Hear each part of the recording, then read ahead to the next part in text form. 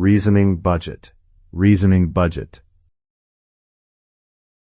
Reasoning budget is the explicit limit on how much thinking or computation an AI model is allowed to use for a single request, such as a chat reply or code generation. A simple way to picture reasoning budget is like giving the model a fixed number of brain ticks to solve your problem. More ticks mean deeper thinking. Fewer ticks mean faster but shallower answers. Under the hood, those ticks might correspond to extra reasoning steps, more tokens, or longer internal chains of thought the model is allowed to run. In a production chatbot, you might set a higher reasoning budget for complex tasks, like multi-step legal questions, and a much lower budget for quick tasks, like rephrasing a sentence.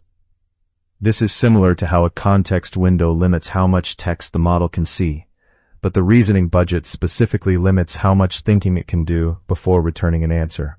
Reasoning budget matters because it lets you trade off depth of reasoning against latency and cost, so you can keep responses fast and affordable while still being accurate enough for the task.